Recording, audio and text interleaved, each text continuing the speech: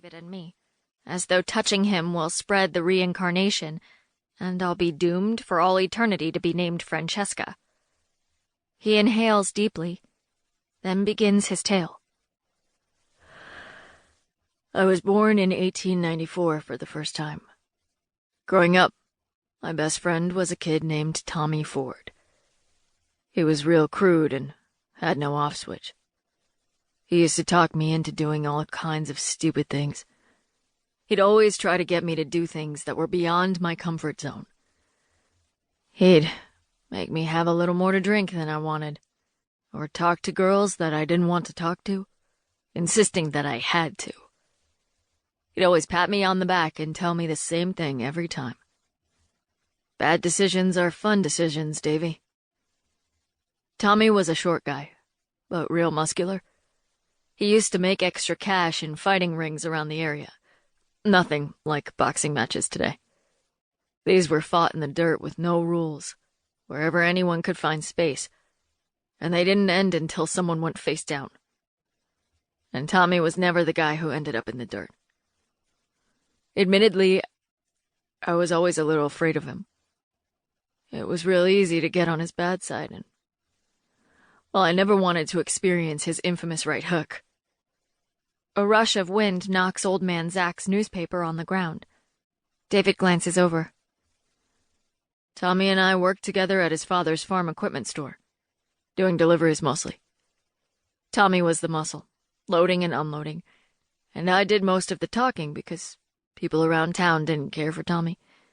They thought he was too vulgar, which he was.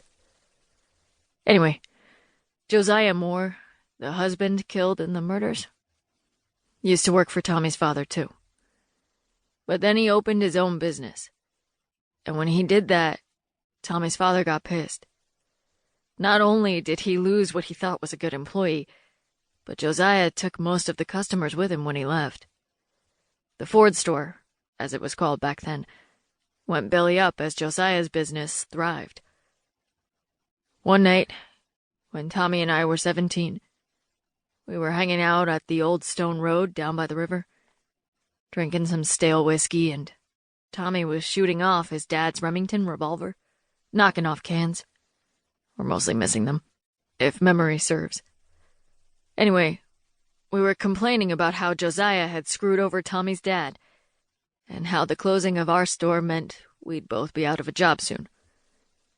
And that's when Tommy suggested that we should put Josiah out of business. The knuckles on David's hands turn white as he clasps them tighter. The warm wind whips around me, whistling through the trees overhead. It's a muggy day, but the goosebumps on my skin don't realize it.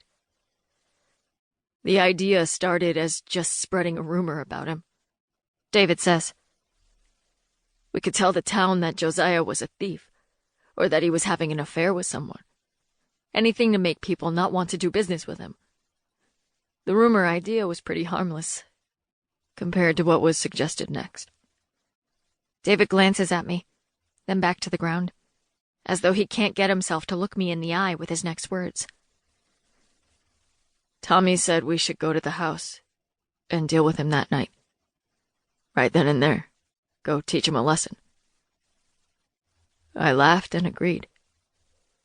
Of course, I was drunk and stupid and angry, and I had no idea that Tommy had meant that suggestion in a far different way than I had interpreted it.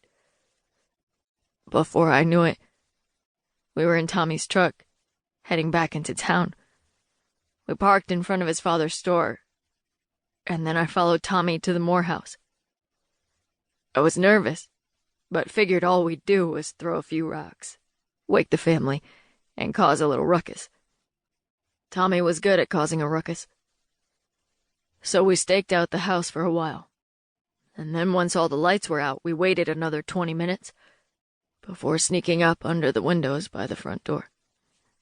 My arms wrap around themselves. The scene is vivid in my head, and I'm scared to hear about the horrid crime from someone who saw it with his own eyes. It's all too real. No longer is it only in my dreams, or in grainy book photos. It's real. The murders, the people, the blood. Tommy wasted no time picking the lock of